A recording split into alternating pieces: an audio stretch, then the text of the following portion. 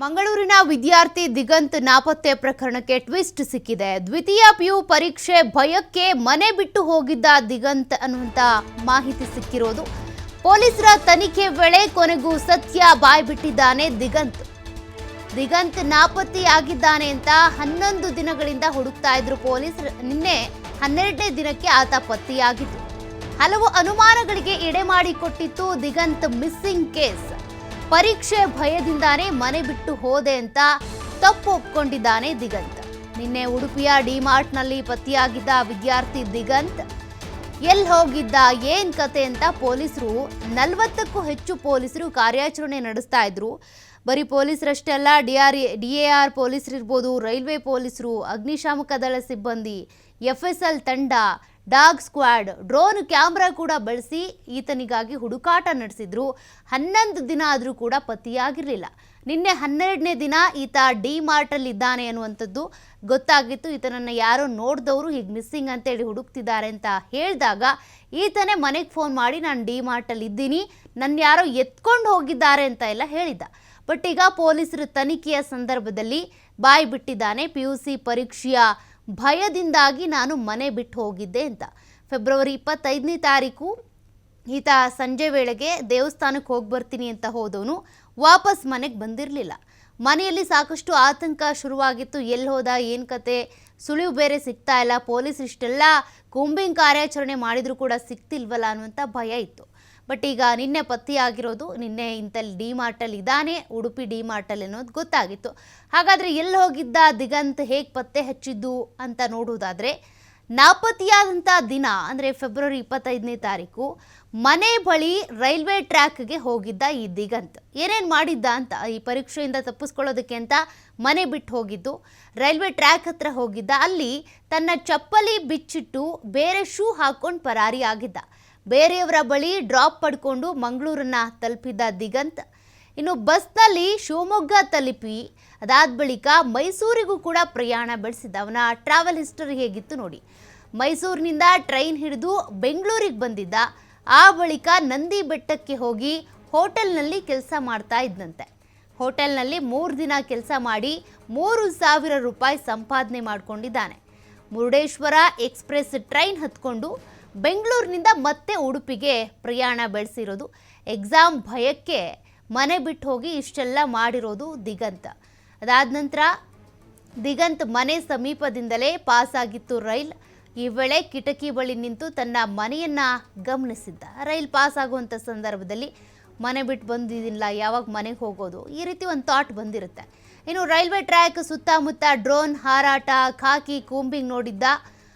ಎಷ್ಟೊಂದು ಕಾರ್ಯಾಚರಣೆ ನಡೀತಾ ಇದೆ ಅಂತ ಪತ್ತೆಯಾದ ಬಳಿಕ ಈ ಬಗ್ಗೆ ಪೊಲೀಸರಿಗೆ ಪ್ರಶ್ನೆ ಮಾಡಿದ್ದ ದಿಗಂತ್. ಮನೆ ಬಳಿ ಇರೋ ಕೆರೆ ಹತ್ತಿರ ಏನಕ್ಕೆ ಅಗಿತಾ ಇದ್ರಿ ಸರ್ ಅಂತ ಕೇಳಿದ್ದಾನೆ. ಕೆರೆ ಬಳಿ ಏನು ಹುಡುಕ್ತಾ ಇದ್ರಿ ಸರ್ ಅಂತ ದಿಗಂತ್ ಪ್ರಶ್ನೆ ಮಾಡಿದ್ದಂತೆ. ಕಾರಣ ಯಾವುದಾದ್ರೂ ಶವ ಪತ್ತೆ ಆಗುತ್ತಾ ಅಂತ ನೋಡಿರ್ತಾರೆ. 12 ದಿನದಿಂದ ಇಷ್ಟೆಲ್ಲ ಕಾರ್ಯಾಚರಣೆ ಮಾಡ್ತಿದ್ರು ಕೂಡ ಎಲ್ಲೂ ಸುಳಿವು ಸಿಗ್ತಾ ಇಲ್ಲ ಅಂದರೆ ಅಟ್ಲೀಸ್ಟ್ ಕಿಡ್ನ್ಯಾಪ್ ಮಾಡಿದರೆ ಅಥವಾ ಯಾರಾದರೂ ಅಪಹರಣ ಮಾಡ್ಕೊಂಡೋಗಿ ದುಡ್ಡಿಗೆ ಡಿಮ್ಯಾಂಡ್ ಮಾಡೋದಾಗಿದ್ದರೆ ಆ ಕರೆ ಆದರೂ ಬರಬೇಕಿತ್ತು. ಬಟ್ ಎಲ್ಲಿ ಹೋದ ಈತ, ಬದುಕಿದ್ದಾನೋ ಇಲ್ವೋ, ಯಾರಾದರೂ ಕಿಡ್ನ್ಯಾಪ್ ಮಾಡ್ಕೊಂಡು ಕರ್ಕೊಂಡು ಹೋಗ್ಬಿಟ್ರಾ, ಇಷ್ಟೆಲ್ಲ ಪ್ರಶ್ನೆಗಳು ಹುಟ್ಕೊಳ್ಳುತ್ತೆ, ಆತಂಕ ಇರುತ್ತೆ. ಹಾಗಾಗಿ ಪೊಲೀಸರ ಕಾರ್ಯಾಚರಣೆ ಸಂದರ್ಭದಲ್ಲೂ ಕೂಡ ಈತ ಹೀಗೆಲ್ಲ ಪ್ರಶ್ನೆ ಮಾಡಿದ್ದಂತೆ. ನೋಡಿ, ಮನೆ ಬಿಟ್ಟು ಹೋಗೋದು ಅಂದ್ರೇ ಭಯ, ಬಟ್ ಈತನಿಗೆ ಪರೀಕ್ಷೆ ಭಯಕ್ಕೆ ಮನೆ ಬಿಟ್ಟು ಹೋಗಿದ್ದಾನೆ ಅಂದರೆ ಇದ್ಯಾವ ಥರದ ಬಂಡ್ ಧೈರ್ಯ ಅಂತ ಮತ್ತಷ್ಟು ಡೀಟೇಲ್ಸ್ ಕೊಡ್ತಾರೆ ಪ್ರತಿನಿಧಿ ಆದಿತ್ಯ. ನಮ್ಮೆಲ್ರಿಗೂ ಇರೋಂಥ ಭಯ ಏನಪ್ಪ ಅಂದರೆ ಮನೆ ಬಿಟ್ಟು ಹೋಗಬೇಕು ಅಂದ್ರೇ ಭಯ ಇರುತ್ತೆ. ಬಟ್ ಈತನಿಗೆ ಎಕ್ಸಾಮ್ ಭಯಕ್ಕೆ ಮನೆ ಬಿಟ್ಟು ಹೋಗಿದ್ದಾನೆ ಅಂದರೆ ಇದ್ಯಾವ ಥರದ ಬಂಡ್ ಧೈರ್ಯ ಅನ್ನೋದು ಇದ್ದೇ ಇರುತ್ತೆ. ಸದ್ಯಕ್ಕೆ ಪೊಲೀಸರು ಏನು ಹೇಳ್ತಾರೆ, ಏನು ಸ್ಟೇಟ್ಮೆಂಟ್ ಪಡ್ಕೊಂಡಿದ್ದಾರೆ, ಆದಿತ್ಯ ಹೇಗಿದ್ದಾನೆ? ಸೌಖ್ಯ, ನಿಜಕ್ಕೂ ಕೂಡ ಅಂದ್ರೆ ಈ ಒಂದು ಪ್ರಕರಣ ಏನಿದೆ ದಕ್ಷಿಣ ಕನ್ನಡ ಜಿಲ್ಲೆಯಾದ್ಯಂತ, ಉಡುಪಿಯಾದ್ಯಂತ ಬಹಳ ಒಂದು ಆತಂಕವನ್ನ ನಿರ್ಮಾಣ ಮಾಡಿತ್ತು. ಅಂದ್ರೆ ಬೇರೆ ಬೇರೆ ರೀತಿಯ ಬಣ್ಣವನ್ನ ಕೂಡ ಪಡೆದುಕೊಂಡಿತ್ತು. ಒಂದ್ ಕಡೆಯಿಂದ ಮದ್ಯ ಬಣ್ಣವನ್ನ ಪಡೆದುಕೊಂಡಿದ್ರೆ ಬೇರೆ ಯಾವ್ದಾದ್ರು ಕುಖ್ಯಾತ ಗ್ಯಾಂಗ್ ಇದನ್ನ ಏನಾದ್ರು ಕಿಡ್ನಾಪ್ ಮಾಡ್ತಾ ಅನ್ನುವ ರೀತಿಯಲ್ಲ ಅನುಮಾನ ಮೂಡಿತ್ತು. ಇಡೀ ಜನ ಆತಂಕಕ್ಕೀಡಾಗಿದ್ರು. ಆದ್ರೆ ಇದೀಗ ದಿಗಂತ್ ಪತ್ತೆಯಾದ ಬಳಿಕ ಈ ವಿಚಾರಗಳು ಬೆಳಕಿಗೆ ಬರ್ತಾ ಇರುವಂತದ್ದು. ಕೇವಲ ಒಂದು ಪರೀಕ್ಷೆಯ ಭಯದಿಂದಾಗಿ ಆತ ಮನೆಯನ್ನ ಬಿಟ್ಟು ಹೋಗಿದ್ದ ಅಂತ ಪೊಲೀಸರು ಸದ್ಯ ಮಾಹಿತಿಯನ್ನು ನೀಡಿದ್ದಾರೆ. ಆ ಪರೀಕ್ಷೆಯ ಭಯದಿಂದಾಗಿ ಆತ ಮಂಗಳೂರಿಗೆ ಬಂದಿದ್ದಾನೆ ಮನೆಯನ್ನ ಬಿಟ್ಟು. ಅಂದ್ರೆ ರೈಲ್ವೆ ಟ್ರ್ಯಾಕ್ ಬಳಿ ಆತನ ಚಪ್ಪಲಿ ಪತ್ತೆಯಾಗಿತ್ತು. ಚಪ್ಪಲಿಯನ್ನ ಅಲ್ಲೇ ಬಿಟ್ಟು ಆತ ಶೂ ಹಾಕೊಂಡು ಮಂಗಳೂರಿಗೆ ಹೋಗಿದ್ದಾನೆ ಒಂದು ಬೈಕ್ ಮೂಲಕ ಅಂತ ಹೇಳಲಾಗ್ತಾ ಇದೆ. ಆ ಮಂಗಳೂರಿನಿಂದ ಆತ ಶಿವಮೊಗ್ಗಕ್ಕೂ ಕೂಡ ಹೋಗಿದ್ದಾನೆ. ಶಿವಮೊಗ್ಗದಿಂದ ಮೈಸೂರಿಗೆ ಬಂದಿದ್ದಾನೆ. ಮೈಸೂರಿನಿಂದ ಮತ್ತೆ ಬೆಂಗಳೂರಿಗೆ ಬಂದು ಬೆಂಗಳೂರಿನ ನಂಜಿ ಬೆಟ್ಟದಲ್ಲಿ ಒಂದು ಹೋಟೆಲಲ್ಲಿ ಕೆಲಸವನ್ನ ಕೂಡ ಮಾಡಿ ಒಂದು 3,000 ರೂಪಾಯಿ ಅಷ್ಟನ್ನು ಸಂಪಾದನೆ ಮಾಡಿದ್ದಾನೆ. ಆದ್ರೆ ಇಲ್ಲಿ ಇಂಟ್ರೆಸ್ಟಿಂಗ್ ಪಾಯಿಂಟ್ ಏನು ಅಂದ್ರೆ 3,000 ರೂಪಾಯಿ ಸಂಪಾದನೆ ಮಾಡಿದ ಬಳಿಕ ಮತ್ತೆ ಆತ ಆ ಮುರುಡೇಶ್ವರ ಎಕ್ಸ್ಪ್ರೆಸ್ ಟ್ರೈನ್ ಅನ್ನ ಹಿಡಿದು ಇದೇ ಮಂಗಳೂರು ಭಾಗದಿಂದ ಉಡುಪಿ ಹತ್ತ ಹೋಗಿದ್ದಾನೆ. ಆ ಹೋಗ್ತಾ ಇರುವಂತ ಸಂದರ್ಭ ಅಂದ್ರೆ ನಿನ್ನೆ ಡೀಪ್ ಕೂಮಿಂಗ್ ನಡೀತಾ ಇತ್ತು ಬೆಳಿಗ್ಗೆ. ಅಂದ್ರೆ ಟಿಕೆಟ್ ಪತ್ತೆ ಆಗಿಲ್ಲ, ಇನ್ನೊಂದ್ ಕಡೆಯಿಂದ ಪೋಷಕರು ಹೇಬಿಯಸ್ ಕಾರ್ಪಸ್ ಹಾಕಿದ್ರು. ಹಾಗಾಗಿ ಪೊಲೀಸ್ ಇಲಾಖೆಗೂ ಬಹಳಷ್ಟು ಕಗ್ಗಂಟಾಗಿತ್ತು ಈ ಪ್ರಕರಣ. ನಿನ್ನೆ ಸುಮಾರು 200ಕ್ಕೂ ಅಧಿಕ ಪೊಲೀಸರು ಅಲ್ಲಿ ಡೀಪ್ ಕೂಮಿಂಗ್ ಅನ್ನ ಮಾಡ್ತಾ ಇದ್ರು ಆತನ ಮನೆಯ ಸುತ್ತಮುತ್ತ ಮತ್ತು ರೈಲ್ವೆ ಟ್ರ್ಯಾಕ್ ಸಮೀಪ. ಆದ್ರೆ ಇದೇ ದಿಗಂತ್ ಅಲ್ಲಿ ಏನು ಕಾರ್ಯಾಚರಣೆ ಆಗ್ತಾ ಇತ್ತು ಅದನ್ನು ಕೂಡ ತನ್ನ ಕಣ್ಣಾರೆ ಕಂಡಿದ್ದಾನೆ. ಪೊಲೀಸರು ಆತನಿಗಾಗಿ ಯಾವ ತರ ಎಲ್ಲ ಹುಡುಕಾಟವನ್ನ ಮಾಡ್ತಾ ಇದ್ದಾರೆ ಅನ್ನುವಂಥದ್ದನ್ನ ಕೂಡ ಗಮನಿಸಿದ್ದಾನೆ. ನಿನ್ನೆ ಯಾವಾಗ ಪೊಲೀಸರ ಕೈಗೆ ಈತ ಸಿಗ್ತಾನೋ ಆ ಸಂದರ್ಭ ಮೊದಲನೇದಾಗಿ ಈತ ಪ್ರಶ್ನೆಯನ್ನ ಕೇಳಿರುವಂತದ್ದು, ನೀವಲ್ಲಿ ಏನು ಅಗಿತಾ ಇದ್ದೀರಿ ಅಂದ್ರೆ ನಿನ್ನೆ ಬೇರೆ ಬೇರೆ ದಳಗಳು, ಶ್ವಾನದಳ ಆಗಿರ್ಬೋದು, ಅಗ್ನಿಶಾಮಕ ದಳ ಸೇರಿದಂತೆ ಡ್ರೋನ್ ಮೂಲಕವೂ ಕೂಡ ಅನೇಕ ಕಾರ್ಯಾಚರಣೆ ಮಾಡಲಾಗ್ತಾ ಇತ್ತು ಮತ್ತು ಸಮೀಪದ ನದಿಯಲ್ಲೂ ಕೂಡ ಮೀನುಗಾರರ ಮೂಲಕ ಶೋಧವನ್ನು ನಡೆಸಲಾಗ್ತಾ ಇತ್ತು.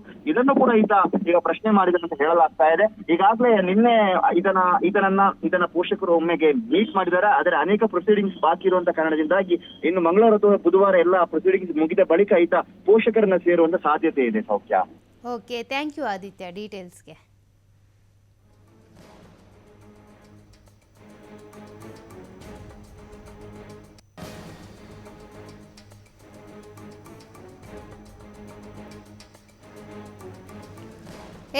ದಿಗಂತ್ ಮನೆ ಬಿಟ್ಟು ಹೋಗಿದ್ದಕ್ಕೆ ಕಾರಣ ಏನು ಅನ್ನುವಂಥ ಪ್ರಶ್ನೆ ಇದ್ದೇ ಇತ್ತು. ಕೊನೆಗೂ ರೀಸನ್ ಸಿಕ್ಕಿದೆ. ಆತ ಪರೀಕ್ಷೆ ಇದೆ ಅನ್ನುವಂಥ ಭಯಕ್ಕೆ ಮನೆ ಬಿಟ್ಟು ಹೋಗಿದ್ದಾನೆ. ಈತ ಮನೆ ಬಿಟ್ಟು ಹೋದ ಸಂದರ್ಭದಲ್ಲೇ 3 ಪರೀಕ್ಷೆಗಳು ಕೂಡ, ಅಂದರೆ 3 ಸಬ್ಜೆಕ್ಟ್ ಈಗಾಗಲೇ ಮುಗಿದೋಗಿದೆ. ಆ ಒಂದು 11 ದಿನದಲ್ಲಿ ಇಷ್ಟೆಲ್ಲ ಪ್ರಯಾಣ ಬೆಳೆಸಿದ್ದಾನೆ. ಮುರುಡೇಶ್ವರಕ್ಕೆ ಹೋಗಬೇಕು ಅಂತ ಕೂಡ ಆತ ಅಂದ್ಕೊಂಡಿದ್ದಂತೆ ನೋಡಿ ಶಿವಮೊಗ್ಗಕ್ಕೆ ಹೋಗಿದ್ದಾನೆ. ಅದೇ ರೀತಿಯಾಗಿ ಒಂದು ನಂದಿ ಬೆಟ್ಟದ ಬಳಿ ಇದ್ದಂಥ ಹೋಟೆಲಲ್ಲಿ ಕೆಲಸ ಮಾಡಿದ್ದಾನೆ. 3,000 ರೂಪಾಯಿ ಅದರಲ್ಲಿ ಪಡ್ಕೊಂಡಿದ್ದಾನೆ ಸಂಬಳನ. ಅಂದರೆ ಇಷ್ಟೆಲ್ಲ ಆದಮೇಲೂ ಕೂಡ ಮನೆ ಬಳಿನೇ ಟ್ರೈನ್ ಹಾದು ಹೋಗುವಂಥ ಸಂದರ್ಭದಲ್ಲಿ ಪೊಲೀಸರು ನಡೆಸ್ತಾ ಇದ್ದಂಥ ಕೂಂಬಿಂಗ್ ಕಾರ್ಯಾಚರಣೆ ಇರ್ಬೋದು, ಡ್ರೋನ್ಗಳ ಹಾರಾಟ ಇರ್ಬೋದು, ಎಷ್ಟೊಂದು ಜನ ಪೊಲೀಸರು, ಡಾಗ್ ಸ್ಕ್ವಾಡ್ ಇದೆಲ್ಲ ಇದ್ದದನ್ನ ಗಮನಿಸಿದ್ದಾನೆ. ನಂತರ ಕೊನೆಗೂ ಕೂಡ ಪತ್ತೆ ಆಗಿದ್ದಾನೆ ದಿಗಂತ್. ಸದ್ಯಕ್ಕೆ ಮನೆಗೆ ಆತನನ್ನು ತಲುಪಿಸ್ಬೇಕಿದೆ.